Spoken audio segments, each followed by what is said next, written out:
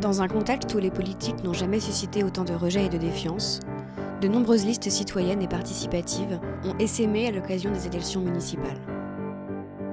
À Montpellier, la liste Nous Sommes s'est invitée dans la campagne. Nous Sommes est une liste soutenue par la France Insoumise, basée sur 3 piliers. Les urgences écologiques, sociales et démocratiques, composée d'acteurs associatifs et de militants. Alain Cadoulin, jeune trentenaire, est leur tête de liste. Inspirée du projet de Barcelone en commun et du municipalisme libertaire, pour eux, il faut agir. Et cela passe par la reprise du pouvoir à l'échelle locale. On est toujours enfermé dans cette posture de on demande aux dirigeants de changer. Et on n'a plus le temps en fait. Et moi personnellement, ce qui m'a fait à un moment me sentir légitime pour me dire mais finalement pourquoi pas moi, je pense que c'est cette prise de conscience vraiment de l'effondrement systémique dans lequel on est. On s'est dit que le problème était global, mais qu'il y avait moyen d'avoir des solutions au niveau local. Alors on a retroussé nos manches. Pour cela, nous avons fédéré large, grand, avec une méthode claire, démocratique et transparente.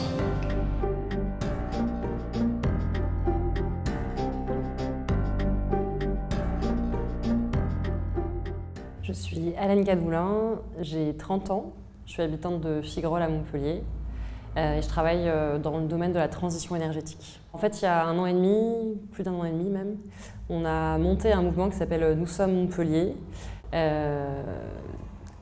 À la base de ce mouvement, c'est des gens qui étaient clairement insatisfaits de comment s'était passé les 6 dernières années, avec un maire globalement méprisant, avec un bilan qui était très mauvais, et avec la sensation que si on laissait faire habituellement les partis dits de gauche, on allait à nouveau rater l'occasion de fédérer les classes populaires, les classes moyennes autour d'un projet. Alors comment ça s'est passé ? En fait, c'est né d'une dispute, justement, entre des gens issus de quartiers populaires et des gens de classe moyenne qui n'arrivaient pas à se comprendre, alors qu'on avait l'impression qu'on voulait aller dans le même sens. Et ce qui s'est passé, c'est qu'on a dit, viens dans mon quartier, viens taper aux portes, faire du community organizing. Et la personne, elle nous a dit en face, ok, pas de souci, dans ce cas-là, venez à une conférence, on va parler de collapsologie, on va parler de transition écologique et tout. Donc, en fait, c'est né de là. Dès le début, notamment, il y avait Alenka, qui, elle, vient d'Europe Écologie Les Verts, même si elle a rompu il y a un moment, mais qui, du coup, s'est retrouvée plutôt dans l'activisme militant associatif vert comme Alternativa. Et des gens engagés dans des syndicats, on a des gens, des militants politiques. Le constat qu'on a fait aussi, c'est qu'on est tous des engagements associatifs et qu'on était bloqués à un plafond de verre. Et l'idée, c'était de se dire, en fait, il faut reprendre les leviers du pouvoir politique et ne plus les déléguer, notamment localement, les notables. Moi, je travaille dans une association, les associations fonctionnent avec des subventions, et ces subventions-là sont données par des élus locaux. Donc moi, par exemple, qui fais du community organizing, de l'auto-organisation, il y a des moments où les collectifs qui sont auto-organisés vont questionner peut-être des promoteurs, peut-être des bailleurs sociaux, et très rapidement des élus. Et donc on a sillonné la ville, on a fait beaucoup de porte-à-porte, on a organisé des agoras de rue, et puis ensuite on s'est lancé pleinement dans la campagne. Très tôt, on a eu des rapports assez étroits avec la mairie de Barcelone, avec l'organisation Barcelona en Comú, qui gère la mairie de Barcelone, et qui sont bien sûr animés par le municipalisme. Donc ça aussi, c'est un grand apport théorique, et de savoir à l'échelon local qu'est-ce qu'on peut faire et comment on s'organise. Et eux, surtout, ils ont mis une pratique de la conquête du pouvoir. Une pratique veut dire une méthode. Et à Nous Sommes, cela passe d'abord par un autre processus d'élaboration de la liste. Un point qui nous semblait important, c'est de dire qu'aujourd'hui, on avait souvent des élus qui étaient déconnectés. Et ceux qui en fait devenaient souvent tête de liste ou avaient les meilleures places, c'était ceux justement qui étaient dans les combines d'appareils, on rendait des coups de main aux copains. Et qu'il fallait d'autres manières de constituer les listes et de faire en sorte qu'elles soient constituées que de gens qui sont là avec comme seule boussole l'intérêt général, que ce soit des gens qui soient investis dans leur quartier, des gens qui soient investis dans les associations, dans les syndicats, dans les partis. Et donc c'est la méthode qu'on a choisie pour constituer la liste. On a lancé une plateforme en ligne qui était ouverte à tous les Montpelliéraines et tous les Montpelliérains. Donc on a eu je ne sais plus combien de candidats, mais c'était beaucoup. Il a fallu en garder 65. Donc il y a un comité de désignation qui s'est composé de gens qui eux ne seraient pas sur la liste, ça c'est sûr. Et avec des critères objectifs, notamment de représentativité. Et à partir de ça, c'est la liste elle-même qui, de manière souveraine, a désigné sa tête de liste avec une méthode, ce qu'on appelle une élection sans candidat. Donc personne n'était candidat à être la tête de liste, mais c'est la liste qui a choisi parmi elles un profil qui cochait le plus possible de cases de ce que c'était une bonne tête de liste. Et donc on a pris une journée pour ça, et sur des critères objectifs, on a cherché non pas la meilleure personne, non pas la personne la plus, la plus influente, on a pris la personne qui représentait mieux le mouvement. Et d'un commun accord, on est tombé d'accord que cette personne devait être Alenka. On a pris la décision sur la communication externe, effectivement, de beaucoup personnaliser autour d'Alenka, pour plusieurs raisons. Un, elle a un nom qui accroche, ça c'est bien, c'est pratique. Et deux, c'est que on aurait pu rester en fait dans l'entre-soi et notre idéologie de dire nous on est un mouvement collectif, participatif, donc on donne l'image qu'on est collectif et participatif jusqu'au bout. Le problème c'est que 90% de la population vote pour un maire. On peut en penser ce qu'on veut, c'est le réel. Et nous on part du réel. Et comme j'ai dit tout à l'heure, on voulait vraiment... on a vraiment l'ambition de gouverner en fait. C'est qu'on a besoin d'avancer. Tu veux moi ou pas? Tape aux portes. Non, pas maintenant. Ouais. J'ai le dans ce but-là aussi. SMS appel à faire et j'ai déjà le retard. Ok. Tu pars dans quel quartier? Dans le mien. C'était Saint-Martin.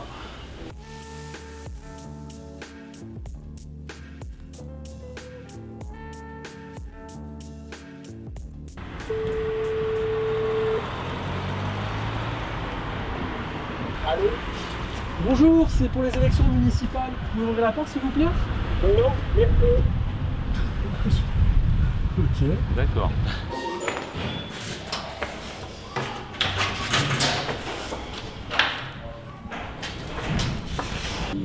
Étage 5. Bonjour. Bonjour. Nous sommes Alenka, ça te dit rien? Notre difficulté, c'est la notoriété, où c'est pas facile de se faire connaître dans une ville de 300 000 habitants. En fait, quand on s'est lancé en tant que liste, on a bien évidemment dit en fait, l'idéal serait d'être soutenu par les deux forces politiques principales sur Montpellier qui portent un changement radical, la France Insoumise et Europe Écologie Les Verts. On s'est vraiment lancé en se disant ce qu'il faut, c'est s'inspirer de ce qui s'est fait à Barcelone, c'est-à-dire une plateforme populaire qui est soutenue par les partis et qui ne sont pas là pour négocier des postes et qui ne sont pas là pour jouer un agenda 2022 par exemple. Le quartier, franchement, il a besoin d'être Il a changé. changé, de faire des choses, parce que là, oui. Faut mettre de l'ordre. Faut mettre de l'ordre. Donc, on ne comprend pas pourquoi, quand il y a des élections, on et voit après, tout le monde, et après, ils disparaissent. Nous, la seule chose qu'on dit, c'est que déjà, la première chose, c'est que nous, au bout de 3 ans, si on ne fait pas ce qu'on a dit, et que vous voyez qu'on ne bouge pas, vous pouvez nous révoquer. C'est-à-dire que nous, on dit, par exemple, il y a par voie pétitionnaire, si vous êtes 10%, c'est ça? Ça, je ne sais pas. Non, ça n'arrive pas. Ouais. Chaque maire doit le dire. Non, ça n'existe pas, c'est nous qu'on va le faire. Les autres. D'accord. Pourquoi on ne s'est pas unis avec les autres? Parce qu'on leur dit ça, c'est la seule condition si vous voulez qu'on s'entende. Ils ont dit non, jamais de la vie. On va pas, voilà. Pareil, si jamais il y a beaucoup de gens qui disent voilà, nous dans la ville on veut faire ça, et nous on s'engage à le faire passer au conseil municipal. Et par contre, si jamais vous avez des recommandations à faire, allez sur notre site, vous pouvez participer, dire voilà, nous on veut ça.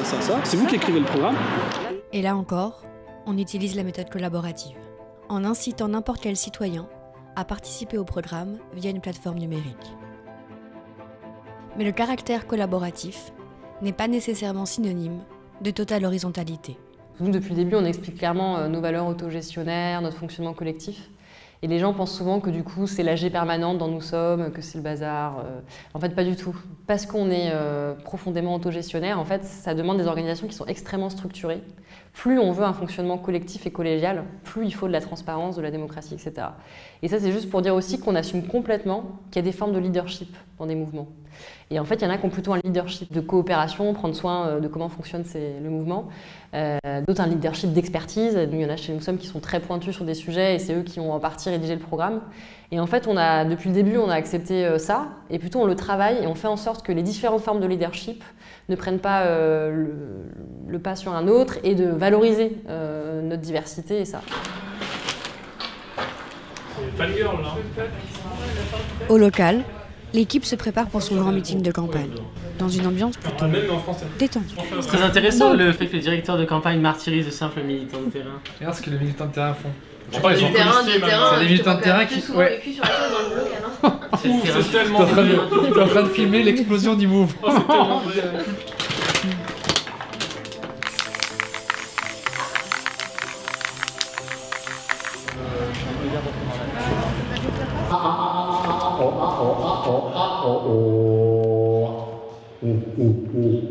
Check.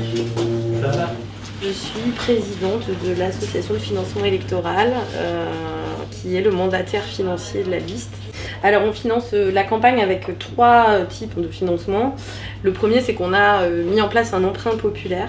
Donc c'est une plateforme sur internet où n'importe qui peut nous prêter de l'argent le temps de la campagne et le temps que la commission des comptes de campagne valide nos comptes et nous rembourse. Pour nous, l'emprunt populaire, c'est la manière de garantir notre indépendance vis-à-vis de gros donateurs qui pourraient influencer notre campagne. Plus on diversifie les sources, plus on reste indépendant. Et puis surtout, ça a été une manière de ne pas faire porter un endettement bancaire sur la tête de liste. Parce que traditionnellement, c'est ce qui se passe en fait. La tête de liste fait un emprunt bancaire. Et les banques, déjà, elles sont plus très chaudes. Hein. Il y a tellement de surprises maintenant dans les élections, depuis l'effondrement PS, UMP. Les banques sont beaucoup moins confiantes. Et en plus, on trouvait ça inégal de faire porter un risque financier sur une personne. Je ne travaille pas seule du tout, je ne suis pas la seule au monde. Je suis responsable d'un comité qui est composé de personnes qui ont des compétences aussi sur les aspects financiers, qui ont des compétences sur les aspects juridiques. Et c'est une équipe qui tourne super bien. En plus, on rigole trop parce qu'on est les relous de la bande, quoi. Enfin, on arrive toujours à mettre des limites. Nous, on arrive toujours en disant non, mais ça, on peut pas le faire. Dans la vraie vie, on est sympa, mais là, dans ce cadre-là, on peut pas le faire. Et voilà, c'est un rôle qui nous fait rire. Bon, toi, t'es prête? Oui. Ouais, bien coaché. Comment ça marche? T'as une tribune, la scénographie, c'est comment? Et ben, c'est les gens de sol qui l'ont préparé. Là, il y a un petit titre à l'NK 2020. Ouais, j'ai vu les petites pancartes dehors, allons-y à vélo, tout ça. Ouais. Il n'y a pas d'angle mort en fait dans les dispositifs là. Jamais.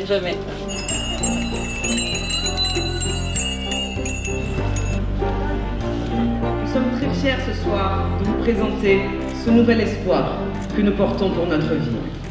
Ce projet est le résultat de plus de 150 personnes qui ont rédigé, 4 séminaires de travail ouverts à toutes et à tous, des dizaines et des dizaines de réunions thématiques, une plateforme collaborative qui a reçu jusqu'à aujourd'hui plus de 250 contributions et évidemment des milliers de post-it. Par nos pratiques, notre histoire, notre refus de la cousinade et de la tambouille, nous sommes fait figure aujourd'hui d'ovnis dans le paysage politique montpelliérain. Les observateurs locaux ont eu bien du mal à nous caser dans les petites cases politiques. Et en plus, pour finir de les embrouiller jusqu'au bout, nous avons reçu le soutien de la France insoumise. Eh oui. Alors on en a entendu des vertes et des pas mûres. Tenez-vous à votre siège. La France insoumise noyote nous sommes. Mieux, les citoyens sont manipulés par les rouges. Eh oui. Et pour finir, Mélenchon aurait convoqué Alenka à Paris. Déjà, ce qu'il faut savoir, c'est qu'au sein du mouvement Nous Sommes, il y avait des gens de la France Insoumise, et c'est surtout avec eux qu'on a travaillé en fait. Évidemment, on a été soutenu à un moment par le comité électoral parce qu'ils avaient opté pour la stratégie en juin 2019 de soutien aux fédérations populaires. Donc en fait, nous, on était le débouché un peu évident localement. Et c'est surtout avec les Insoumis, ces militants sincères, notamment ceux de 2017, qui avaient porté la campagne de Mélenchon et qui sont un peu les enfants de l'avenir en commun, qui avaient vécu aussi une campagne assez folle, complètement un peu de débordement aussi.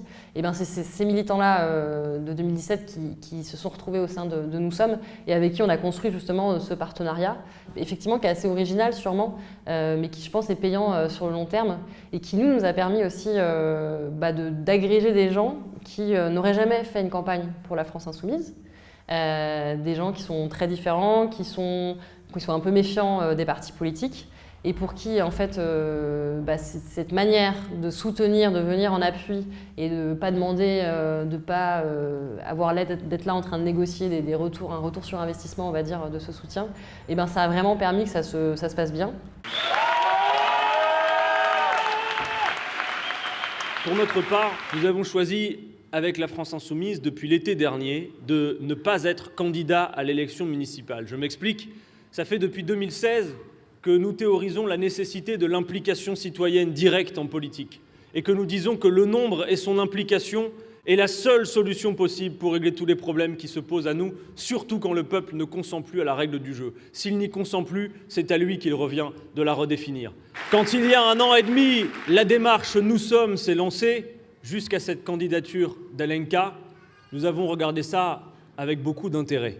Cela correspondait exactement à l'idéal que nous visions et au caractère exemplaire que nous visions de ces démarches citoyennes. Se donner le mal de trouver des méthodes nouvelles, se couper les cheveux en 4 pour essayer de voir comment on va pouvoir faire pour intéresser des gens qui vivent la politique comme quelque chose qui est très éloigné de leur vie, pour faire en sorte que des gens qui ne l'avaient pas anticipé s'impliquent dans la campagne, pour faire en sorte que même des gens qui ne l'auraient jamais imaginé soient candidats sur des listes. Et ici, c'est ce que vous avez fait. Dans les sondages, la liste Nous sommes est autour de 8%. Malgré tout, cette initiative n'en est qu'à ses débuts. Au-delà de Montpellier, des centaines de listes citoyennes ont émergé à travers le pays.